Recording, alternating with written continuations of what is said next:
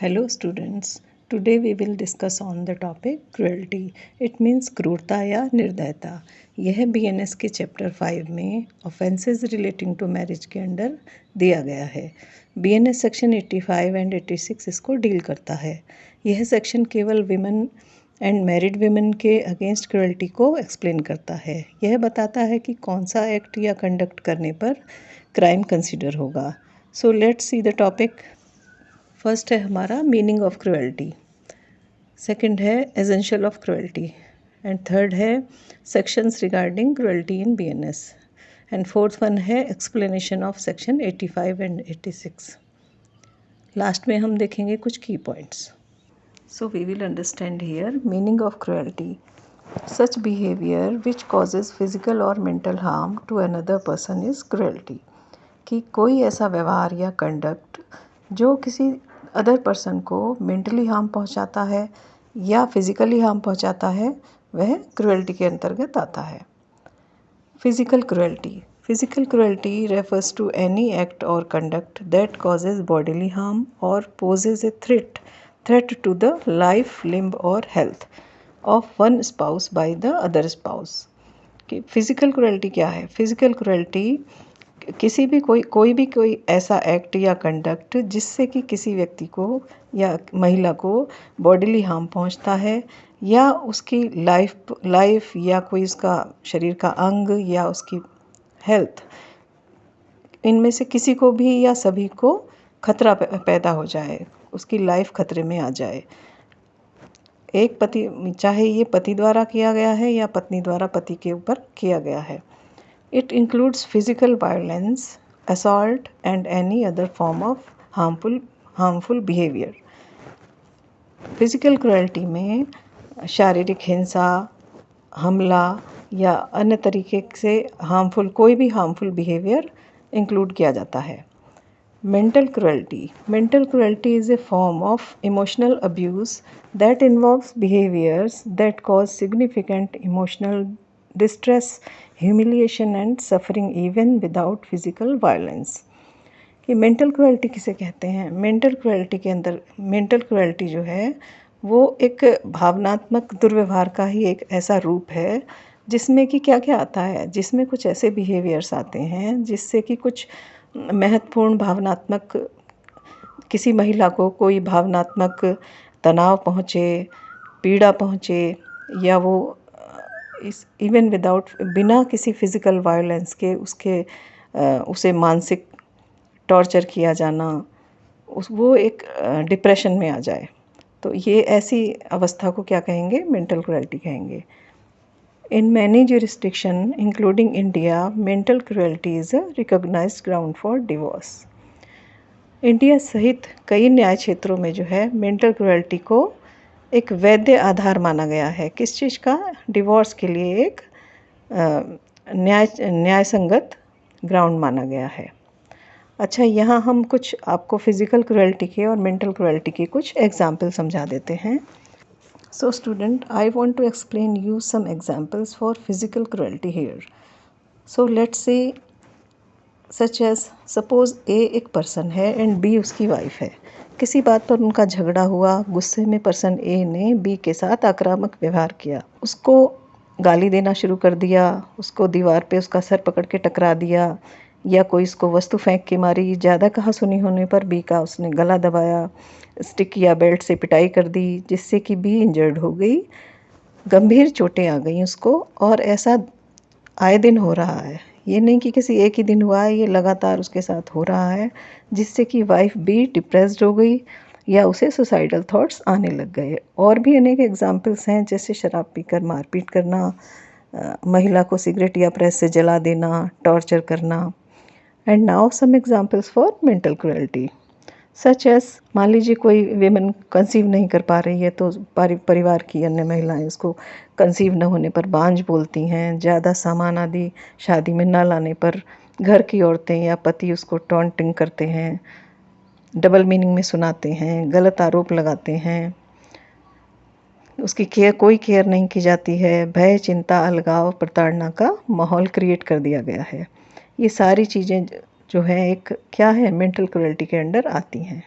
अब हम देखते हैं कि हिंदू मैरिज एक्ट में भी क्रुएल्टी को डिवोर्स का आधार बनाया गया है। Under the Hindu marriage act 1955, either spouse, husband और wife can seek divorce on ground of cruelty, which includes both physical or mental. And now we will understand essential of cruelty. वो क्या factors हैं, वो क्या कंटेंट्स हैं कि अगर हम क्रुएल्टी का केस बनाना चाहते हैं तो वो क्या फैक्ट्स हैं जो हमारे पास होना चाहिए, हमें जिनको प्रूफ करना पड़ेगा, वो क्या क्या चीज़ एसेंशियल होनी चाहिए। तो फर्स्ट है हमारा बॉडीली डैमेज या फिज़िकल हार्म, कि या तो महिला की बॉडी में कोई चोट लगी है या उसे बॉडी में कोई नुकसान पहुंचा है। सेकंड है मेंटल हरासमेंट, महिला के साथ मेंटल हरासमेंट, मानसिक उत्पीड़न किया जा रहा है, मानसिक प्रताड़नाएं दी जा रही हैं। Third one, having suicidal thoughts, उसके साथ इतना टॉर्चर किया जा रहा है कि उसको सुसाइडल थॉट्स आ रहे हैं और उसका जीवन खतरे में पड़ गया है। ग्रेव इंजरी, या फिर उसको कोई गहरी चोट आई है, कोई गंभीर चोट पहुंची है। नेक्स्ट है danger to life of women, महिला का जीवन खतरे में पड़ गया है। नेक्स्ट है मेकिंग अनलॉफुल डिमांड, कि महिला के साथ उसके हस्बैंड द्वारा या हस्बैंड के रिलेटिव्स द्वारा, मतलब इन लॉज द्वारा कोई अनलॉफुल डिमांड की जा रही है या उससे गाड़ी या रुपया एक्सेट्रा मांगा जा रहा है। Section regarding cruelty in BNS, cruelty against women, offences relating to marriage. ये BNS के चैप्टर 5 में ऑफेंसेस रिलेटिंग टू मैरिज के अंडर दिया गया है। सेक्शन 85 क्या कहता है, आइए देखते हैं। सेक्शन 85 में लिखा हुआ है, हस्बैंड और relative of husband of a women subjecting her to cruelty, कि पति या उसके रिश्तेदारों द्वारा महिला के साथ क्रुएल्टी की गई है। पति या उसके रिलेटिव्स द्वारा किसी महिला के साथ क्रुएल्टी की जा रही है। whoever being a husband or the relative of the husband of a woman subject such woman to cruelty shall be punished with imprisonment for a term which may extend to 3 years and shall also be liable to fine, कि कोई भी महिला का पति होते हुए या उसके पति के रिश्तेदार महिला के साथ क्रुएल्टी करते हैं तो वो एक ऐसी अवधि जो 3 साल तक हो सकती है उससे दंडित किए जाएंगे और वो इसके साथ साथ फाइन से भी दंडित किए जाएंगे। अब सेक्शन 86 है जो कि हमारा IPC में सेक्शन 498 के अंडर क्रुएल्टी को डिफ़ाइन किया गया था, लेकिन BNS में सेक्शन 85 में क्रुएल्टी की डेफिनेशन दी गई है। ये IPC में इतनी डिटेल में नहीं दी गई थी, इसमें डिटेल में एक्सप्लेन किया हुआ है क्रुएल्टी की डेफिनेशन को। For the purpose of section 85 cruelty means, cruelty की डेफिनेशन उन्होंने बताई है। ए है any wilful conduct which is of such a nature as likely to drive the women to commit suicide और टू कॉज ग्रेव इंजरी और danger to life, limb और health, whether mental और physical of the women, कि कोई भी जानबूझकर किया गया ऐसा आचरण या कोई ऐसा एक्ट जो इस प्रकृति का हो कि जो महिला के साथ जिससे कि महिला इतनी मजबूर हो जाए कि वह सुसाइड करने के बारे में सोचने लगे और उसको कोई गहरी चोट आई हो या उसको इतनी ज़्यादा गंभीर चोट पहुंची है कि जिससे कि उसका जीवन या उसका शरीर का कोई अंग या उसका स्वास्थ्य खतरे में पड़ जाए, उसके लिए उसको खतरा महसूस हो। एंड बी है हमारा harassment of a women, where such harassment is with a view to coercing her any person related to her meet any unlawful demand or any property of valuable security of his own account of failure by her on any person related to her meet such demand, कि harassment of the women, किसी भी महिला के साथ किया गया ऐसा उत्पीड़न जो कि उसको इतना मजबूर कर दे या उसके परिवार के सदस्यों को किसी अनलॉफुल डिमांड को लेकर इतना मजबूर किया जाए, या किसी प्रॉपर्टी या किसी वैल्यूएबल सिक्योरिटी को लेकर उन लोगों को मजबूर किया जा रहा है, उसकी डिमांड की जा रही है, जिसको पूरी ना कर पाने पर या फेल होने पर उनको उनके साथ बहुत ज़्यादा टॉर्चर किया जा रहा है, उनको उत्पीड़न किया जा रहा है, प्रताड़ित किया जा रहा है। ये डेफिनेशन क्रुएल्टी की सेक्शन 86 के अंदर दी गई है। तो इस तरह का कंडक्ट और इस तरह का बिहेव जो होगा वो क्रुएल्टी के अंडर आएगा, और उसके लिए पनिशमेंट की व्यवस्था भी की गई है। पनिशमेंट जो कि 3 साल तक का कारावास या उससे भी ज़्यादा बढ़ाया जा सकेगा, और साथ साथ फाइन से भी पनिश्ड किया जाएगा। ओके, नेक्स्ट है हमारा explanation of the statement. For the purpose of section 85, cruelty means A.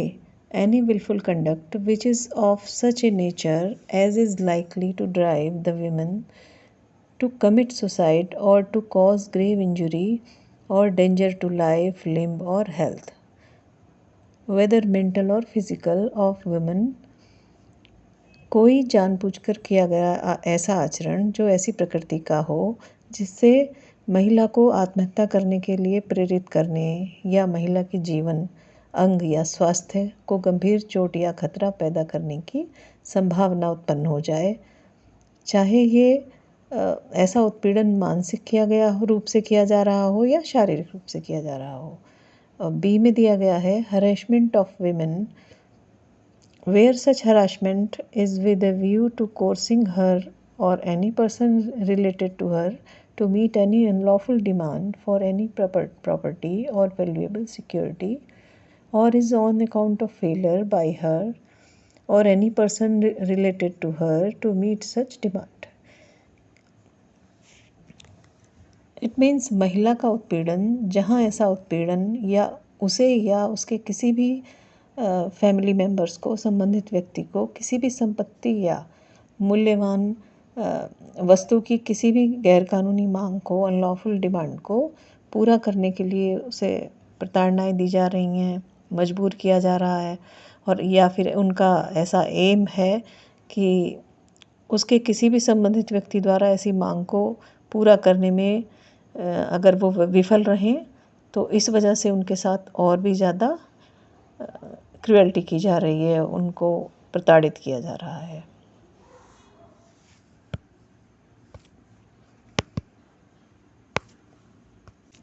जैसा कि सोसाइटी में सुनने को मिलता ही है, यूजुअली सुनते रहते हैं कि भाई डॉरी डिमांड के रिलेटिंग कि भाई लड़की के ससुराल वाले गाड़ी मांग रहे हैं, अगर उन्होंने गाड़ी नहीं दी तो लड़की को टॉर्चर किया जा रहा है, या उसके फादर से पैसे की डिमांड की जा रही है।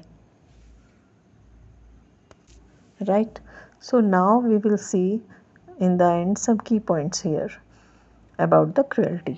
नंबर 1 है हमारा section 85 is a non bailable offence. Section 85 जो है ये नॉन अवेलेबल ऑफेंस बनाया गया है। इसके अंदर this means the accused can not be released on bail as a matter of right.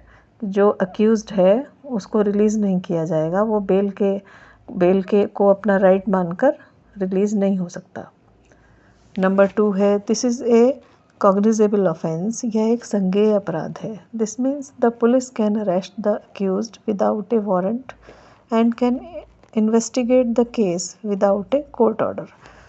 कि पुलिस इसमें अक्यूज्ड को बिना किसी भी कोर्ट के वारंट के अरेस्ट कर सकती है और मामले को इन्वेस्टिगेट कर सकती है बिना कोर्ट के ऑर्डर के।